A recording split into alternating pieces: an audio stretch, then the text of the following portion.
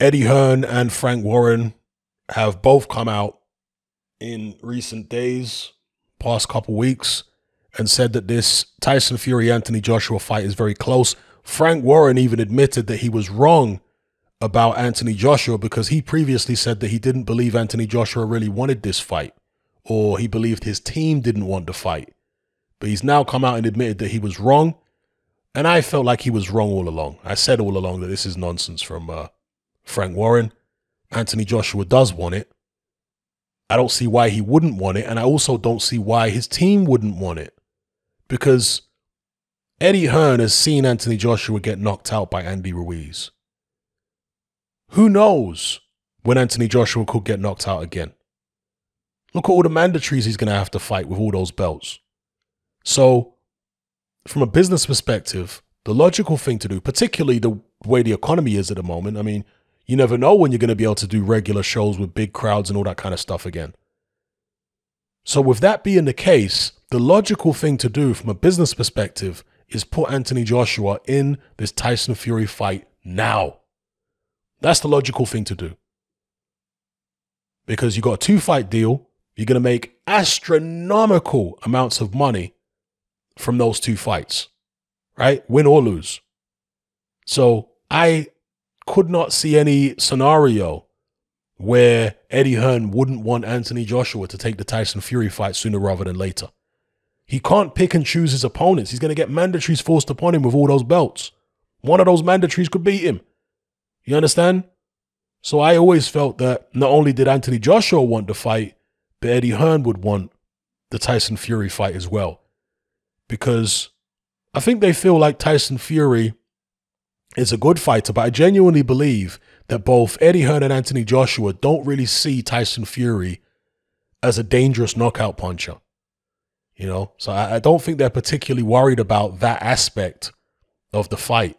I think that they see it more as a fiddly fight, right? But then they're more willing to take a risk on a fiddly fight for massive rewards, right? The biggest fight that can be made in boxing at the moment in terms of finances. And in their view, I believe they think it's a fiddly fight rather than being a dangerous fight where AJ could get knocked out. Now, it could turn out to be a dangerous fight. Maybe AJ will get knocked out. But I'm just telling you why I think AJ and Hearn's perspective is on this. So, yeah, I always felt like they wanted it and they would go ahead and pursue it. Now Frank Warren has found out that that is the case and that he was wrong. And a lot of the stuff with Frank Warren was just posturing anyway, because he tried to run with this narrative that Anthony Joshua didn't want to fight Fury or Wilder. Remember when the Fury-Wilder fights were happening and they had their rivalry? To try and boost his own fighter, you know, boost the standing among the public, the perception the public had of Tyson Fury, he tried to basically, you know, run a lot of propaganda about Anthony Joshua, saying he doesn't really want to get in there with Fury and Wilder, and the 2 best heavyweights are Fury and Wilder, and AJ is kind of an irrelevance, even though he's got loads of belts and he's got the best resume. You know, that's what Frank Warren was doing. So part of that was to make out as though Tyson Fury wouldn't want to fight, Anthony Joshua wouldn't want to fight Fury either.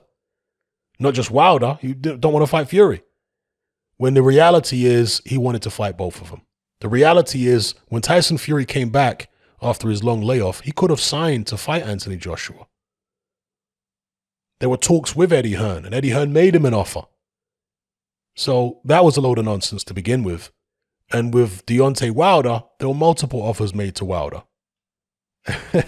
So anyway, there you have it. That's all water under the bridge. Now you've got Frank Warren and Eddie Hearn saying that a deal for this fight is likely to be announced within the next couple of weeks. Let's hope that's the case.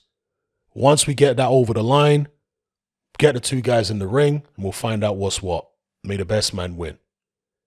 So let me know what you guys think in the comments below. Are you excited about this? Are you surprised about this? Me personally, I'm not surprised. Because as I keep saying, the current economic situation is such that a lot of boxing promoters, broadcasters, and so on must be thinking, you know what? We need to make as much money as we can as soon as possible because we don't know what the future holds. It might be a very bleak future for boxing financially. So we've got to get it while we can. So let's put on the biggest fights right now, cash in right now, in case, this is the last time we'll be able to do anything like this for a long time. The last time we'll be able to make money like this for a long time. With such an uncertain economic future, you can't wait any longer. You got to strike while the iron is hot. So, yeah. I'm not surprised the fight is nearly done, and hopefully it gets across the line. But let me know what you guys think in the comments below.